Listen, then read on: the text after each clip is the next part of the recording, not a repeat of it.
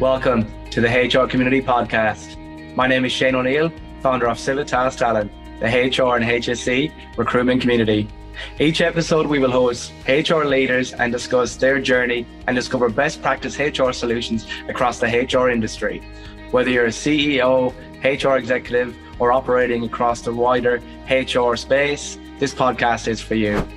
Please like and subscribe, and don't forget to comment and share your reviews. Enjoy the episode.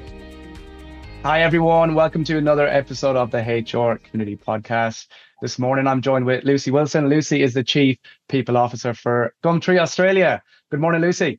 Good morning, Shane. Thank you so much for having me. I'm very excited. I've been waiting to have this chat with you, although I feel like we could chat for a long time. So you're going to have to keep me honest today. 100%. Yeah, I know, right? The first time Lucy and I caught up, we spoke in depth for such a long time. We were like, we should have just recorded that. But here we are again with the more refined version. That's it. I'm going to stick to refined today. Yeah, good. Yeah. Now, if anyone is sitting here listening to the podcast and they don't know who Gumtree are, I'd be very confused, particularly here in Australia. But for those who maybe don't, from our international listeners, Lucy, tell us a little bit about Gumtree, and more importantly, tell us a little bit about you and your role. Yeah, thanks, Shane. So, I mean, look, as you rightly pointed out, I am the Chief People and I like to think Culture Officer for Gumtree Group. And Gumtree Group is home to three brands here in Australia, one being Gumtree Australia. So our marketplace, how we sell and buy things online. CarsGuide, which is an editorial that talks about, cars, and we give lots of research and we inform people that come to read about CarsGuide, and Autotrader. And so, home to the three brands and very much local Aussie-based classifieds. Great. Amazing. Definitely getting into the detail with the evolution of Gumtree and obviously that whole world of media and technology. But before we do, Lucy, if you don't mind, can you take us back? So tell us a little bit about your journey in HR, where you started, why, what does that look like? It's a little bit of a scary thought. I mean, I was just saying this to you before. I mean, almost 20 years coming up of work within HR, or people and culture, as we tend to refer to it now, because it is so much more, right, than that human resources piece alone, and humans are so much more than that. So I've been in HR teams now, people and culture teams, for probably the last 20 years. I actually accidentally fell into the HR space. I took on a little staff coordinator role looking after all of these incredible locations in Brisbane. I'm a Brizzy girl, really. And then once I was about 20, was lucky enough to have an offer to move from the Brisbane firm for PwC over to Sydney. And then 16 years later, sort of the rest started. Amazing. And here we are. Yeah, worked for lots of different brands, professional services, I guess, and the large, finance kind of rites of passage, did all of that and learnt some incredible things and, some really grounding things too that are kind of that breeding ground for HR and how it develops. But then had this passion, I think, that was ignited for startup, I guess more scale up. I wouldn't really call the business I've worked for startup. But businesses that are scaling, businesses that are trying to solve problems, and those problems, I mean, from a people and culture perspective, problems, right, where there's change to be had, transformation. Really enjoy that good stuff. And so spent a lot of time in, whether that was digital advertising or, the advertising space. We did both, I guess, more the UX UI piece from a VML perspective, and agency-based versus being in-house. So, lots of work in lots of different organisations and different industries, and more recently harnessing sort of that love and passion for people being able to access, anything online, essentially, right? It's almost a little bit like, classifieds can almost be a little bit e-commerce-y in the sense that you're there to shop, or you're there to sell, or you're there to list, or you're there to be informed. So taking all of that experience and bringing it to Gumtree Group has been awesome so far. Very cool, very cool. And obviously you touched on some of the industries there, particularly when you started to get into the scale-up side of things. I noticed some of those industries weren't just obviously digital tech related. They were industries that were going through significant change and transformation themselves. Like you mentioned, the classifieds, the media, everything's gone from paper-based magazines, etc., to online.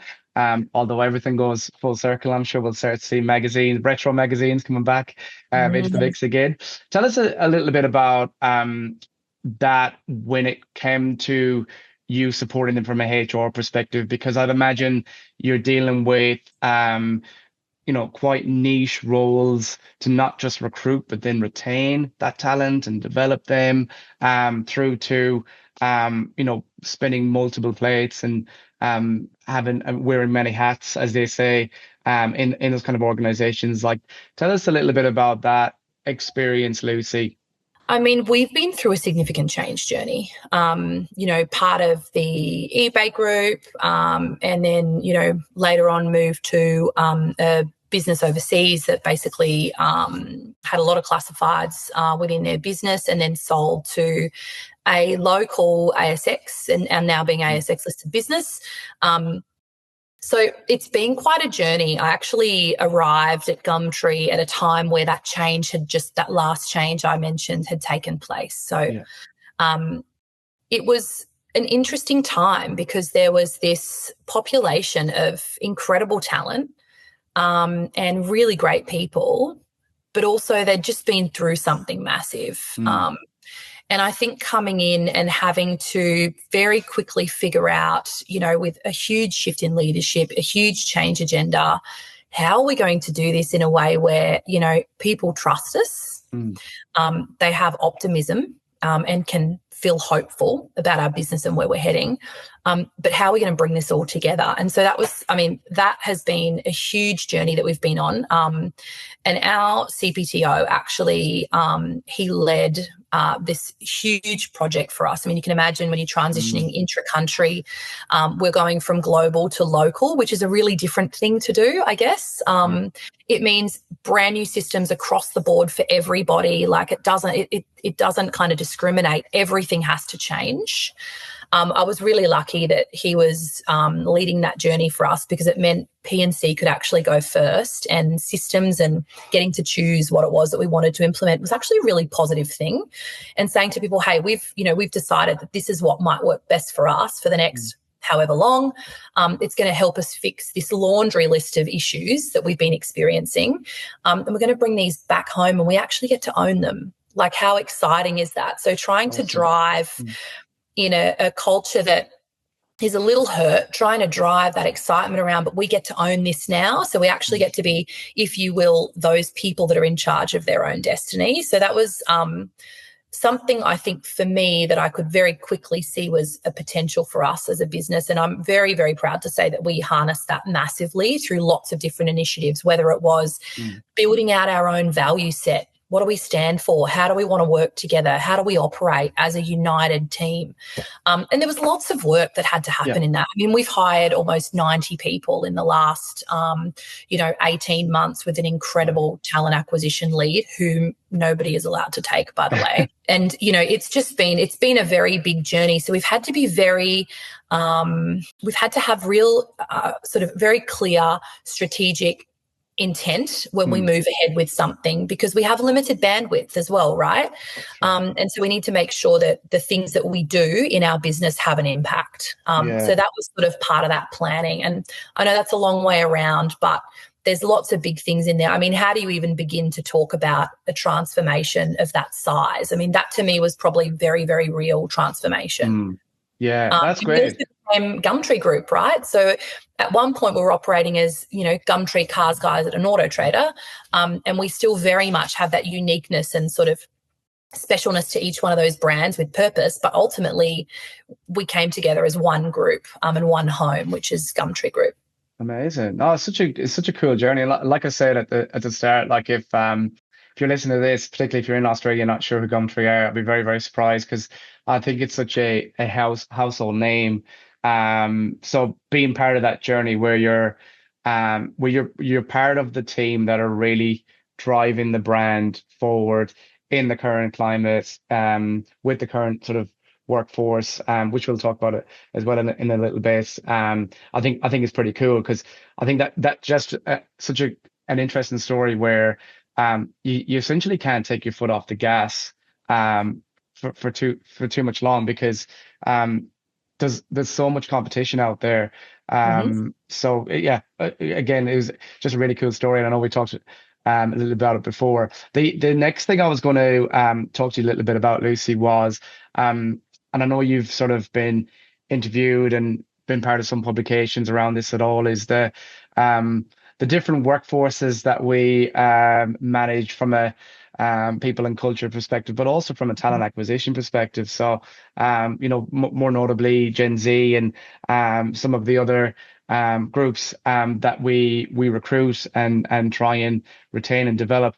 Tell us a little bit about some of your insights there. I mean, maybe we could sort of unpack a little bit your advice and maybe tips with regards to recruiting Gen Z from their expectation through to what you've sort of been able to implement and support there. Look, I mean, our workforce is actually very diverse. Our Gumtree Group business is filled with lots of different people from lots of different places and spaces, and at lots of different ages, I would imagine, which is such an important thing as well, because when you in bigger organizations, Gen plays such a key role. I think for us, Gen is playing a bigger role in the market, right? So who's our traffic, who's actually using our sites, right? And who's coming to buy, sell, list, I guess inquire, be informed, who's coming to the site. So I think there's probably two pieces to that, and having people that can think that way in your business and that can understand how, Gen Z operates as well. I think fundamentally, though, one of the things I find most interesting about, I guess, those sort of, younger gens, right, or the more sort of junior entry-level workforce, is that they genuinely really care for purpose. So there's a very, very big importance placed on, healthy life, healthy living, feeling like they're living life and it's worth it, right? And that's shifting the entire way that they work. And therefore the expectations, and I was about to say entitlement, right? Because there's a little bit of how do we get that right from balance internally. But I would say every workforce, and I know for us, needs to be filled with every generation that brings something unique from their own talent and toolkits and their lived experiences. But I would say with Gen Z, one of the biggest things to tap into is what's important to you, and can we give you an opportunity to be not only successful professionally through setting you up personally to actually have that need met, right? So what's important to you? What's a purpose initiative that you find yourself thinking about that matters, and can we connect you with that somehow? Right. And we've done a little bit around that recently by partnering with an organisation called Saveful, who have created some incredible technology and are saving Aussies basically time, money and food waste, which we're one of the worst for in the world, is food waste. Wow.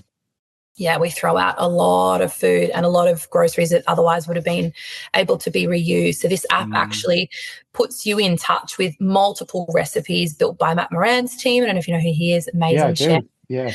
And a farmer as well. I think he's a third-generation farmer. Don't quote me on that, but absolutely incredible. Founded by a woman called Kim McDonald. And we have really partnered with her and Mike, who's part of that business, to go, we've kind of got this, we've got this site here that is all about potentially pre-loved, pre-owned, and that's circular economy.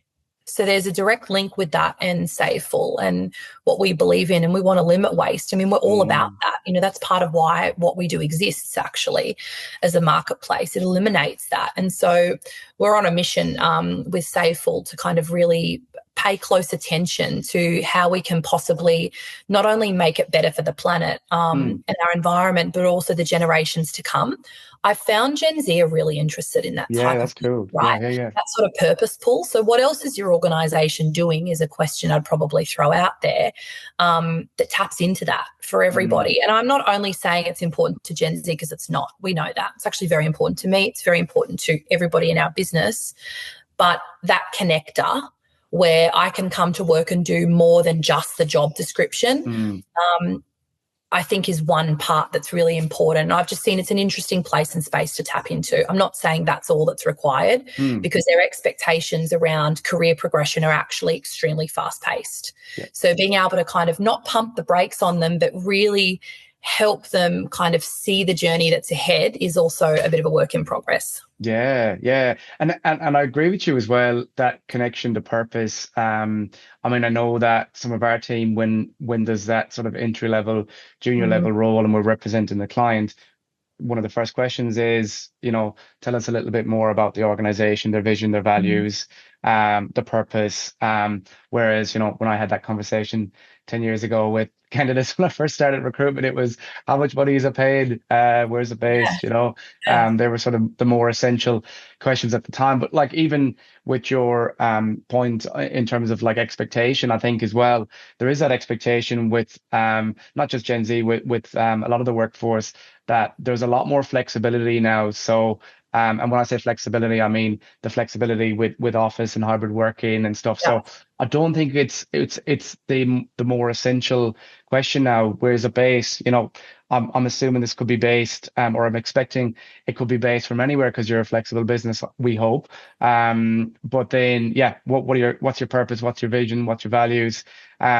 We had a really interesting conversation with one of our workshops recently that we're running, and we talked a lot about grad programs. So on one side of the room, we had an organization. They're a legal firm. They were talking about their intake for their grad program, which has sort of become more and more competitive for them because they once had the brand above the door that everyone that finished their law degree would want to work with and do their grad program, whereas now they're in competition with not just other legal firms that are thinking of new and creative things, but they're in competition with, your big tech brands, your Snapchats and your Facebooks, who are doing just as good in terms of their grad program for lawyers and whatnot. So, but yeah, how you're ethically connected to Facebook, I can't comment on. But that was just sort of one kind of example.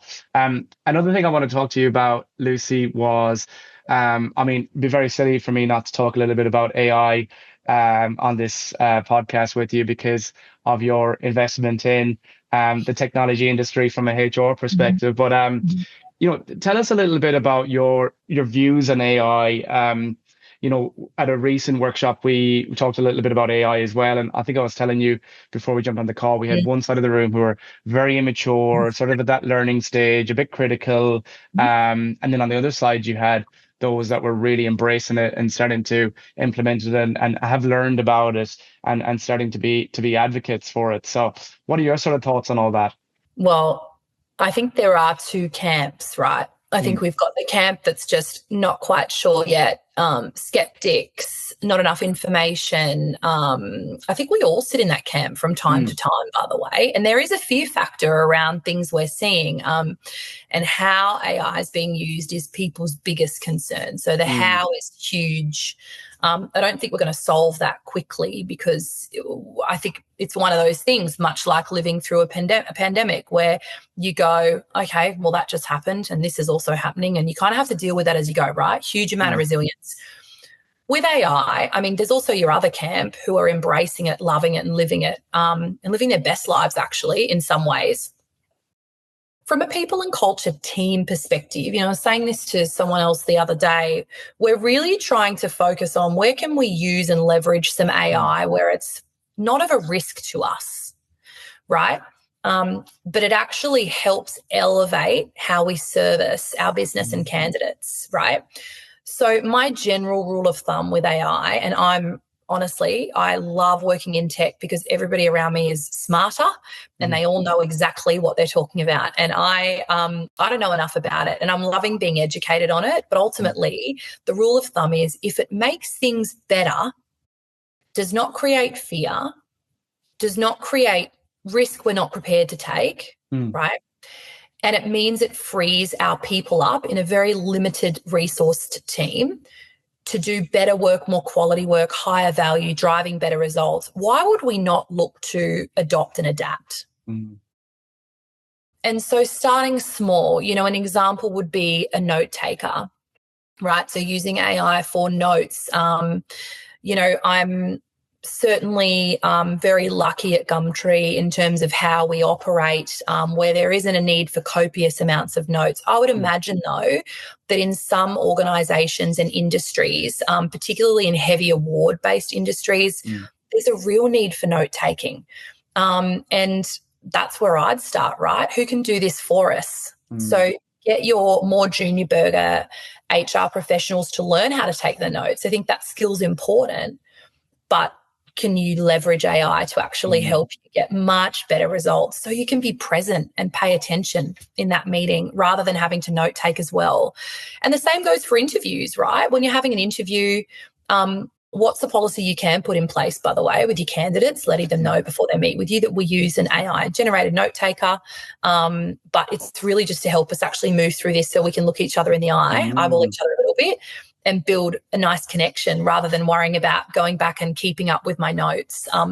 So I'm really excited about some of those basic things that we're looking to adopt if we haven't adopted already. And I think there are going to be some significant challenges. Part of that is, equally we use it for note-taking, but people also use it for their applications. It's not really them. Or it sounds fantastic and then they get in front of us for a presentation and it just falls flat on its face because it's in person. They're being asked questions live they can't answer. And there's just kind of that breakdown from there, right? So I can see it presenting some issues.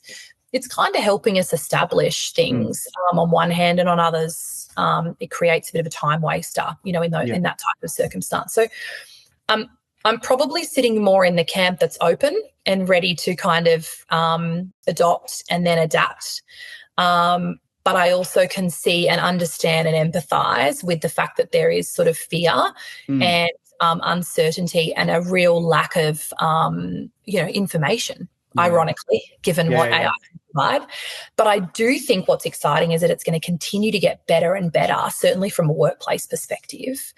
I would say the new generation of human resources professional or people and culture professional, including talent acquisition, learning and development, org design, HR, these skills that one has, I actually think the data and insights piece and being able to leverage AI to elevate your business, I actually think that's going to be a mad skill if we can find people with them coming into our workforce. I certainly, when hiring for my team at that sort of more, 1 to 3 years HR entry point, I'm going to be looking for that because I'm going to need them to school me. So I think there's a place and a space for it. Yeah. I agree with you, and I certainly feel like I'm in a similar camp to you.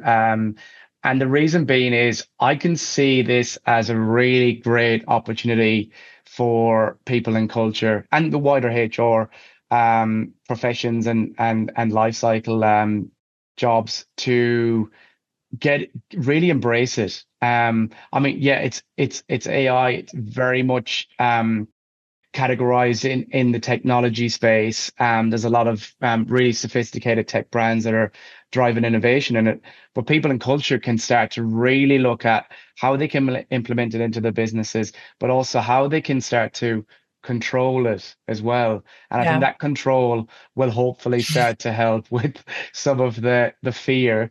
But yeah, it's still so open, it's still so new. I love the note-taking idea. We have a tool as well that we use. I've been on multiple video calls where I've been sent a brief of the full meeting, word for word, what was discussed. Like you say, I can focus on the person and the conversation. But then, we've also had conversations with some organizations recently, and I think I was telling you earlier about the workshops we were running, where organizations have started to embrace AI into their team from a role perspective. So, I know Workday and some other brands have been talking about AI agents that support. I spoke to one organization who have plans, and they're sort of midway through restructuring their whole level 1, level 2 escalations to be completely managed by AI. Which again, if we break it into the fear is obviously, if you're looking at it, okay, that's going to replace my role. I think the camp you should start to look at is, how can I embrace it so it doesn't replace my role, it just enhances it and evolves it more. So we're seeing a lot of that, roles being completely restructured, but then hopefully that will start to free up time for your HR team to get involved more in the experience, the retention, the development, like the stuff where human interaction really matters, with the data and the insights. I agree. And sorry, I almost cut you up there. It really matters. And I think that's the important part, is that, I think AI has started to anyway, but will evolve into a Q&A for people who want, people skills, better leadership skills, and asking a question and going, hey, how do I deal with an employee that has XYZ or is showing symptoms of blah, blah, blah? And you get your answer, and you get either a cookie cutter answer or you get a really in-depth answer based on however much the algorithm has learned, right? So I understand that that's likely how things will shift. I don't think that's a bad thing. I think organizations will become, or where things might become a little unstuck, is if they don't have someone to moderate and temper that, right? I think of a real life example. I do some pro bono work for the Cancer Council. I speak and meet with, patients, I guess you could say, within, the cancer space. So they're either being affected by cancer or someone they know is, and they've called for some help and they need some help or advice. Now, that might be from an employment legislation end that we have lawyers for. It might be from an HR end where I sit on the other side of the table. Although I hope I'm never on the HR side of the table and battling with me, because I would hate to think that we're making it difficult for someone who's unwell. That you'd be very surprised, Shane, at some of the things that get presented to me through these incredible clients that are so brave. And when I'm speaking with them, I often think to myself, AI has a place and a space, right? But there is no way that problem is going to be solved with heart and with empathy. In the same way to get the same results, because so often it's actually about confidence in that person and being able to tackle these really difficult discussions with their employer.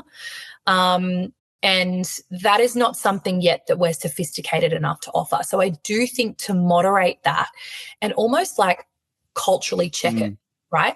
We've got to have someone in charge of saying that's too much, we're going to pull that back, or let's do it this way because this aligns to our organization's heartbeat and our values, right? So I actually think there might be a role for that, funnily enough, in future, as you were alluding to, in the organizations you're talking to. I think there might be more than one role. And I don't think it's like the temper police or the AI police, but I definitely think there's kind of that due diligence assurance piece that needs to happen to make sure we're still all being very real with our customers and with our people, and that we've got that at front of mind, don't you? Because that's probably where the fear is driven from. And just personalised experiences, like nothing beats sitting down with someone and having a real in-person connection moment, however that takes place. 100%. Nothing really beats that. Yeah, it's so true. And fundamentally as humans, we all crave it in one way or another, most of us. So I think that will always be something that's needed. But wouldn't it be amazing from an HR perspective to be freed up so much that you could actually add more value through those meaningful moments? And let AI take care of, registering things in files, moving things where they've got to go, making sure that payroll's correct, doing the checks and balances. Like, wouldn't it be great to alleviate a little bit of that transactional work that's still super important and just spend time with people a bit more. And I'm a traditional, I guess, people person in that sense. I love spending time with others. So for me, I'm like, this could be great. Yeah, 100%. And we talked a little bit earlier before we jumped on about the complexity of the award system here in Australia, and how they're adding more and more awards. And I mean, again, if I was looking at that from a holistic AI perspective, I'd be thinking, okay, what can I integrate into my business and team right 100%. now to make sure that I'm not stuck in a room for 14 hours a day trying to dot the I's and cross the T's. Yeah, such a good point. Look, I think there's something like 160 awards, modern awards. And look, you don't need to be aware of all of those unless you're in an employment law role, I would imagine. But look, if you needed to be, the game's about to change, right? If you need to be across a couple of awards, or, you need to make sure that you're understanding the awards that affect your people and your industry, then what a great way to start that. I think it's all going to evolve over time. It's going to be interesting to watch. We're all going to be part of it in one way or another. But, I also think about some of those other jobs where AI won't be able to even sort of touch them. Like, how do you have AI without a robot, for example, right? So I'm sure in time that will come. I think iRobot every time someone says that. I know, right? But good movie. But, let's say you're part of a council and you run maintenance for parks or whatever that is, right? When you go and assess an issue, there's no one else assessing that issue but you. So you might be able to type it in, or you might be able to get some feedback, which I think, again, could elevate how you deliver. But someone's still got to physically do the work. And they've still got to teach the generations that come in how that's going to work and how you do it and how you solve that problem. So I think reading or listening is good, and we're going to be so much more informed. I think we're going to need to be quite specific about what we listen to and what we don't. But, yeah, I think, look, those sort of life skills and, human skills that are just so important, I don't think they're going to go away en masse. They're still going to be needed. I agree with you. And even just as you're talking there, I thought of one example recently where we'd traveled to the Philippines, and I don't know if you've been, but service in every single restaurant, every single bar, hotel, was just immaculate. It was like the customer service you get in the US, but on steroids. It was amazing. But they were so is it over-resourced a suitable word? They were so over-resourced with staff that you kind of got that sort of intimate one-to-one experience. And I don't think there's any technology or robotics or AI that could to meet that expectation when you've essentially got your own, personal, service representative or your waiter or waitress for the day. And, they're standing a foot away from your table at all times. But yeah, amazing service. Food's great over there as well, of course. But I was just blown away with the level of service and that ability to look at, how many people are we going to need in this restaurant to support every single table? Let's double it. So I hear that. And actually I was going to say I'm reading a book at the moment, and it's called Unreasonable Hospitality. It's by Will Gadara, I think it is. I think that's how you say it. And I keep forgetting. I just remember it says unreasonable at the top, and I kept forgetting what the book was. And it actually talks about this experience of over-delivering and sort of that it's been missing, right, and where it's at, and, how much people enjoy over-delivering. And we've just sort of forgotten about that. I think we've lost our way a little bit. So, yeah, I mean, AI is going to play a big part in being able to over-deliver, I think, in lots of ways. So, look, I could talk about AI for ages, but I won't. I'll stop there. But, yeah, very, very interesting. And it's a big watch out, isn't it? Watch this space. No, it certainly is. It certainly is. And I'm mindful of your time as well, so I don't want to keep you too much longer. But I mean, one last thing I might probe you on. I know you're a big advocate for development and mentoring, and I've read some of the articles you've been involved in, and for aspiring leaders, Lucy, sort of any advice that you give to any of the aspiring leaders, that are coming up through their HR journey? Looking at your journey, you started off in some of the larger, more professional services, financial services brand, and then you've sort of spun off into your scale up and your enterprise tech brands. And that was your journey, honestly. That doesn't need to be everyone's journey. But like, what kind of advice would you give to some of the aspiring leaders, maybe just in general? Yeah, I was thinking about this when we talked about it last time. It's so strange even to call it a career, because actually it's always been about, working, right? And you do what you enjoy. And but I know that I've been really lucky in that regard. I think it's very important as anybody, whether you're in people and culture or not, but I'm going to talk to that specifically because it is where I play, and it is very much about if I could impart anything on anyone that's hoping to learn something new, even if it only impacts a couple of people, I think being very clear on a couple of things that I think can be really important, like now, they always have been, but also in the years to come. The first one would be, what are your magic sprinkles? So what is it that you bring that sets you apart from the everyday operators? And I don't have a degree, Shane, so I'm cut from a bit of a different cloth in lots of ways. And I didn't have the privilege at the time of education, and that's been an option since. But, I opted, for whatever those reasons are, I haven't done that.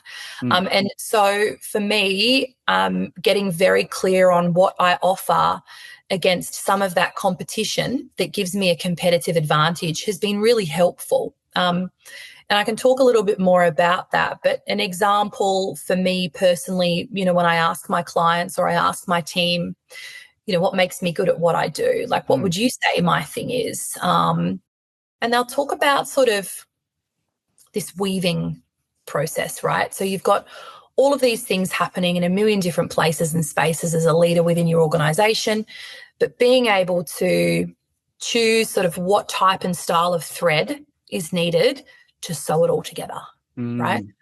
And that's what I do all the time, whether it's working with founders or CEOs, whether it's working with, people who are scaling their businesses or mentees. I like to think about it as, where can I kind of tie these things together for you so we can have a big impact collectively? And so for me, observance and being able to observe things and be clear on, that probably means this, so we might have an issue here, or we might need to think about this. That's become really important. And now it's a skill that I love doing and do naturally.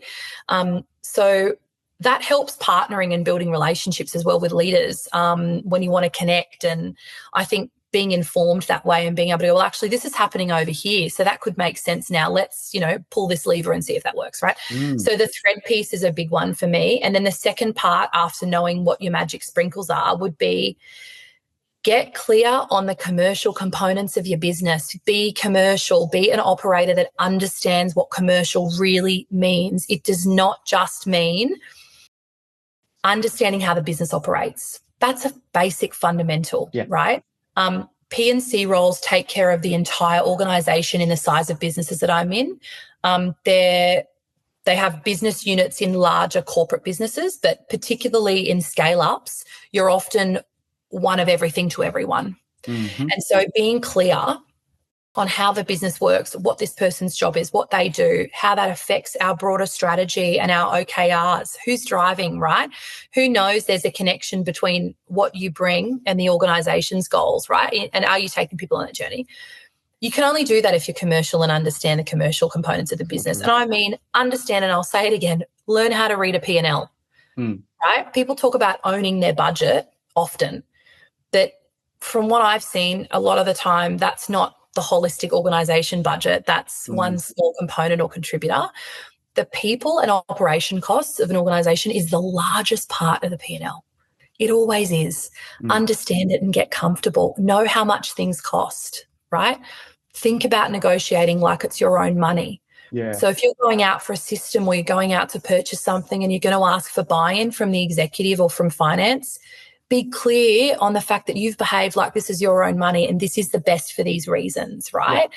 Be ready and equipped. So I think those two things for me, as an up and coming or someone in their roles or someone who's looking for a role or someone who wants to progress in their career, I've never had a CEO say, you're too informed. Ever. And, you're understanding this business a bit too much, or, you've read the P&L way too well there, or you've thought about savings or cost over here. You're far too commercial. And then what's the brand impact of, those brands in the market as well? So what is it that our customers are telling us, and having that customer-centric thing about you is so important. But I think as people and culture people, we actually have that ingrained in our DNA. We are about our customer, which is our employee or our people. Two things: magic sprinkles. What are you known for? And the second thing would be commercial. Understand it, and if you don't, ask the question. Amazing, such good advice. Thanks, Lucy. And I think that advice can relate to anyone that's listening at any level, like you say. And I love the thread analogy as well. I'm going to use that one. I've never heard that one before. So the thread analogy. Yeah. I always try and steal one or two things from people on the podcast. Don't you steal that? No, you can steal it. I mean, we all do it. Everybody's doing it. Yeah. I think the how is what's, it separates us, right? Yeah. And what we bring. But look, the conversation's been so enjoyable, Shane. Thank you so much. It's been great. Yeah, it's been really good. I feel as if we could talk underwater and probably talk for a lot longer. But I really hope there's some things of value in there for people and culture people listening. There's so much information available, But, I often find, I go for a walk every morning with our dog, and I love to listen to something. And so, these podcasts have been great. Good. Some of your other people as well. Heard Chris, one of the originals, I think. Oh yeah, he would have been one of the OGs back in the earlier seasons. But no, I appreciate you jumping on as well, Lucy. And I think, like I said at the intro, we had such a great conversation a couple of months ago, and I did regret not clicking record then. But it was nice to organise the time and do it properly. But I agree with you. I think we could sit here and talk all day, but we can't. Thank you very much, everyone who tuned in and is listening to this episode, and others. Reach out to me, reach out to Lucy if you want to connect. Thank you all. Thanks, Shane. Thank you for tuning in to the HR Community Podcast. Remember to like and subscribe and share your views and comments below. This podcast was brought to you by Civitas Talent, the HR and HSC recruitment community. Whether you're a candidate looking for a new role or organization looking to secure brand new talent for your team, please get in touch with us today. Thank you.